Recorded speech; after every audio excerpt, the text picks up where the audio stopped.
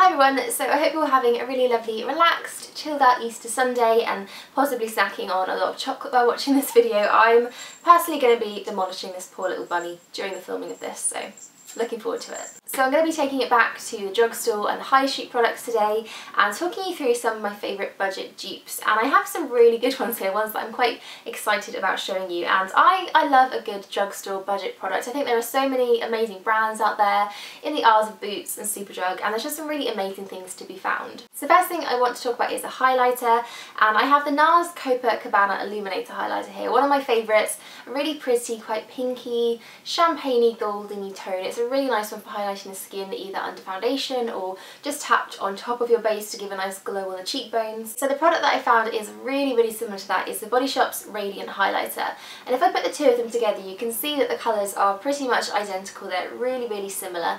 The Body Shop one is just as glowy, just as radiant, really nice and light boosting. The one thing that is slightly different I would say is that the NARS one tends to be a little bit more glittery, so under some lights or in daylight you can notice some really kind of quite big chunks of glitter in it, whereas the Body Shop one doesn't have that at all. So really the Body Shop one kind of wins on that front in that it looks a lot nicer in natural daylight. It's a very hydrating one as well, really pleasant to use on your skin, so it's a nice one for using underneath foundation, and I think these two are a very similar dupe. So I was looking through my foundations trying to compare them and see which ones could possibly be a dupe for each other, and it's quite hard I think to match up foundations. I think they're all very different. There aren't many formulas that are exactly the same, but the two that I think are closest in my collection are Vitalumiere Aqua from Chanel and Bourjois Healthy Mix, and I love this foundation. I really do rave about it quite a lot. I think it compares to some of the high-end foundations I have. It's probably in my top 3 all-time favourites. So the Vitalumiere Aqua from Chanel has a very similar feel to the Bourjois one. It's very hydrating, feels nice and light on the skin, and yet still gives a nice amount of coverage as well. Now I think it's either Chanel that own Bourjois or Bourjois that own Chanel, something like that. They're both paired together. So I think when you find companies like that, they tend to have products that are quite similar within their different brands. So these two look very similar when they're on the skin. They have a nice soft focus finish. They're kind of very glowy, very dewy, and yet they're not particularly sticky or greasy, so they have a kind of satin look to them. Again, if I had to pick one, I think it's going to have to be the Bourjois. It really is a brilliant foundation, and I think I would pick it over its expensive dupe any day. The next dupe is a more recent discovery, and I was really amazed when I saw these coming out because I thought they were just so similar to their high-end counterpart, and they're the Max Factor Cream Puff Blushes. I've talked about these quite a bit recently, and that they compare very similarly to the Hourglass Ambient Lighting Blushes. Now, they're both a very kind of swirled marble texture. They have kind of 2 colours in one. So the thing that makes them very similar is the way that they look on the skin. They're just very glowy and very fresh looking, and they both manage to do that without using any glitter or any sparkles. So especially as the Hourglass blushes are around the £36 mark, which is very steep, especially for a blusher. I think it's probably one of the most expensive makeup items I've ever bought, so I think it's definitely worth checking out the budget alternative first. Now these next two don't look particularly similar, but they do a very similar thing on the skin, and they are the Bobbi Brown Corrector and the Garnier BB Eye Cream. Now obviously these are very different formulas. The Bobbi Brown Corrector is a very creamy, quite thick, very pigmented concealer, and the BB Eye Cream is actually a little rollerball. So I actually ran out of the corrector quite a while ago, and I was looking for something new, something to replace it that was maybe a bit more of a budget-friendly price, because I do go through this stuff a lot. And I saw this and I decided to give it a go, and it is very similar in that it covers up the dark circles really well. It kind of just corrects them, and I think that's because it has this very warm tone to it. So as a concealer I wouldn't recommend it because it is quite orangey and quite warm, and it just looks a bit funny under the eyes. But if you use this underneath your concealer, it does work really well, just balancing out and correcting those kind of bluey dark circle tones. It's actually quite nice to use when you're putting on your makeup, especially in the morning when my eyes can be quite tired and a bit puffy. It really helps to cool them down because of the metal rollerball on it. It's also a very nice light formula, so it doesn't cake under concealer. It doesn't look like you're wearing too much product under your eyes, because especially in that area, product can build up very quickly. It's just a really nice alternative to the corrector, and definitely a much better budget price as as well. And I think correctors are just really hard to come across. There aren't many of them on the market, so if you were thinking of giving one a go, maybe try this out first. There's actually another product from Garnier that I have here that is very similar to another one of my high-end favourites, and it's the Miracle Skin Cream. Now this has a very similar formula and actually a very similar name to the This Works Perfect Looks Skin Miracle, and both of these I kind of describe them as skin tints. They're not quite a tinted moisturiser, but they have a very warm, very brightening colour to them, so I like to put them on my skin when it's looking a bit pasty, a bit lacklustre and needs a bit of colour. So the This Works version comes out as a very quite tan looking, very bronzy, pigmented product, but actually when you sort of rub it in, it shears out and it just gives the skin that nice bit of warmth, whereas the Garnier one basically comes out looking like a regular cream, but when you start to rub it into your skin, that's when the tint releases, and then they just end up looking very, very similar to each other. So you can see on my hand it just kind of gives a nice warmth, and I think they're just amazing products to use underneath foundation, or even if you're just having a very natural skin day, just using these on their own. And the Garnier one really does compare to This Works. They're both very moisturising, very hydrating. The Garnier one is actually probably a little bit more on the moisturising side, so great if you have a drier skin type. I also think Garnier are really good at picking up on skincare and makeup trends and kind of imitating them in their own budget friendly way, so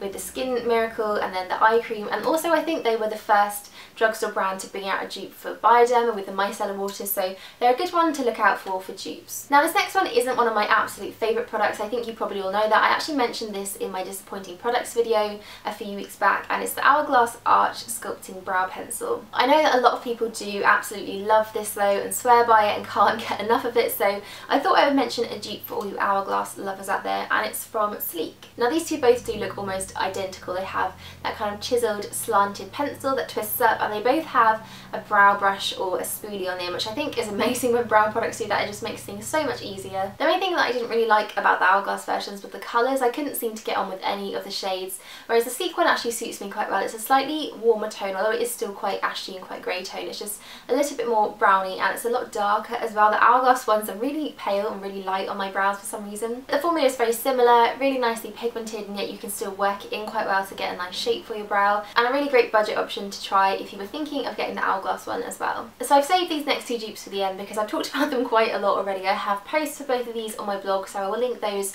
around here or down there somewhere. First ones are dupes for the By Terry Ombre Blackstars, and I absolutely love these. Can't get enough of them. I love the packaging. How gorgeous is that? The formulas, the colours, they are just all round amazing products. But there are a lot of dupes and a lot of budget alternatives on the high street. A lot of brands have started to bring out very similar eye crayons and eye pencils, things that are very long lasting and just don't really budge on the eye.